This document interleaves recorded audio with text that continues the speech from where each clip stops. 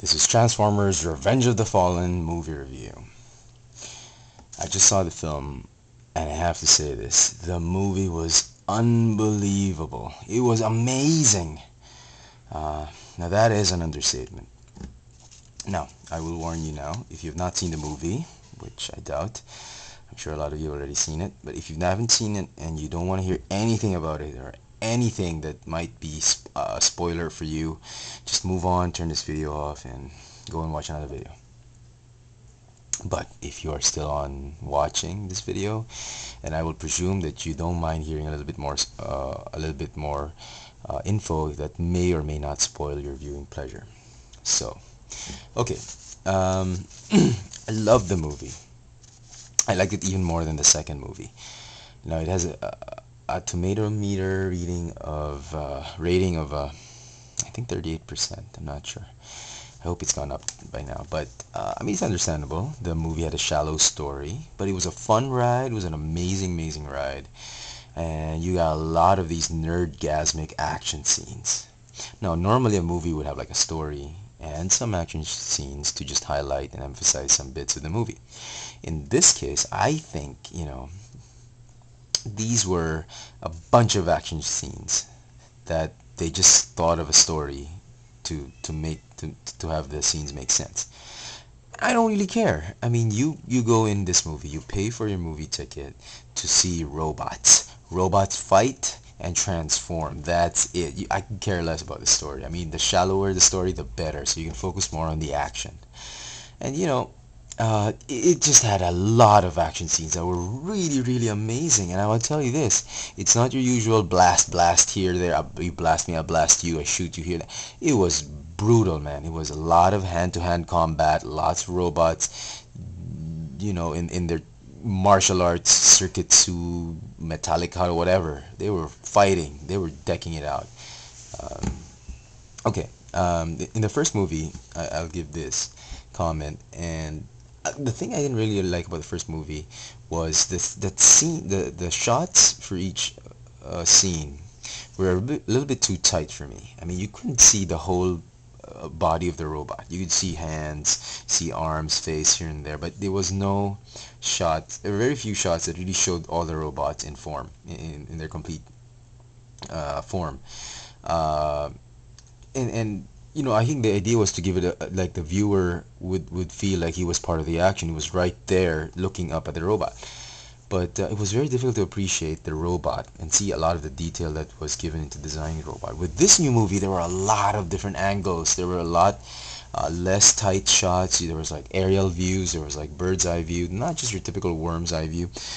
You could see the robot, everything, the entire body of the robot, and appreciate the design that went to it. It was amazing, and I really liked that for this one. And as I mentioned, there was a lot of colors involved. I mean, G1 colors here and there, and I was really appreciative of that, and that really increased the movie experience for me. There were some of scenes, just nitpicking here.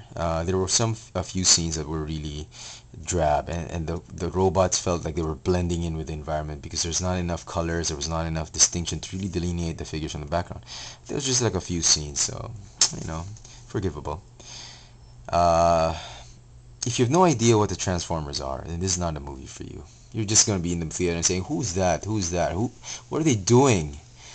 This movie is for somebody who knows a little bit about Transformers, and for the die-hard fans like me.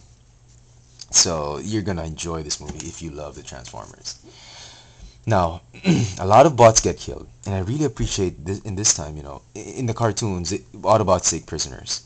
But here you get to see a lot of the brutality and unforgiving side of Optimus Prime and the Autobots. They really kill. I mean, they don't just, okay, we've caught you, come with us, shackle on the stasis cuffs. Here, you're gonna go down. I mean, it was amazing. There were a lot of tearful moments in the movie. I have to admit, there was a couple of scenes here and there that really, tears were welling up in my eyes. And it's not when somebody dies. It's not, you don't get teary-eyed when somebody dies. It's really more of the drama scenes between the characters, whether it's between robot and human, robots, between robot and robot. I mean, or human to human. The drama scenes that Michael Bay puts in movies it makes you feel genuine human emotion, and he really celebrates the enduring human spirit in this movie. And what really wells up tears for me is that amidst all the struggle and all this hardship and hopelessness of the situation, the human spirit, whether it's in a robot or a human, continues to fight and survive and just plow on. And the enduring human spirit is what really gets it for me. You know, you get to see that with the actors. It's a hopeless situation, and yet they fight. It's very nice. There's a lot of funny scenes, I'll give you that. This movie was hilarious. I'm not going to give anything away too much, but a lot of the PR and this trailers make it appear that Skids and Mudflap and even Leo, Sam's roommate, are the funny ones. Well, they were, but they were more of annoying to me than funny. The real funny ones was like, for me, or of course, Sam's parents. Him and when he talks. I mean, the parents are really funny. But two characters that really sent me bawling was Jetfire. Oh my God, that guy's funny. I'm even excited to get the character. And the Agent Simmons, I think, the S7 agent played by John Turturro. He was hilarious.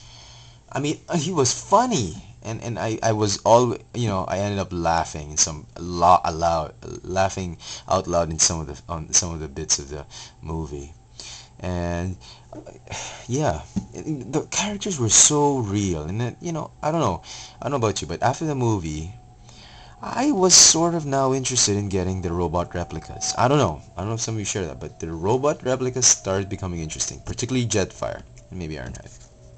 Okay. Let's talk about the main characters. Bit disappointed that a lot of the toys, a lot of the characters got a little role here and there, but the movie just basically revolves around Optimus Prime, the Fallen, Megatron, Starscream, Sam, and Mikaela. Everyone else is just support for those characters.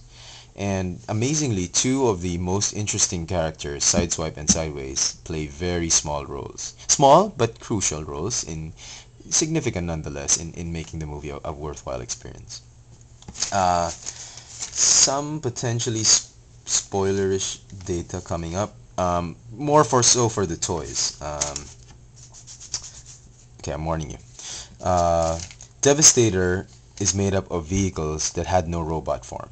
So the toy is really movie accurate because it's a bunch of construction vehicles that transform and form the big guy. That's what it is. And he's not made up of Mixmaster, Rampage, and Demolisher and Longhaul, because even as Devastator is formed, you still see Rampage, Longhaul, and Mixmaster in their robot forms fighting. So I guess they don't make up Devastator. The Fembots don't combine. The Fallen and Megatron... Oh no, sorry. Megatron's alt mode flies. Fallen and Soundwave don't transform. Okay.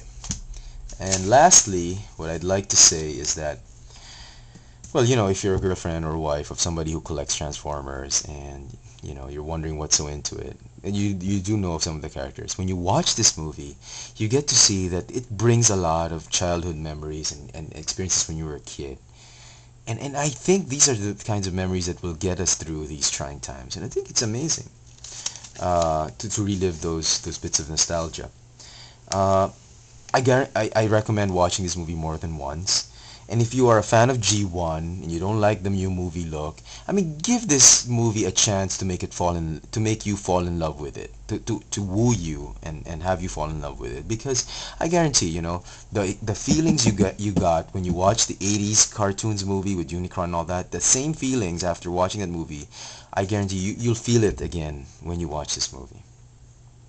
So there you have it, my 2 cents worth of the Revenge of the Fallen new Transformers Michael Bay film. If you haven't seen it, I strongly recommend you watch it now, maybe more than once. I'm gonna watch it with my wife again next week, so that'll be interesting. Thanks for watching.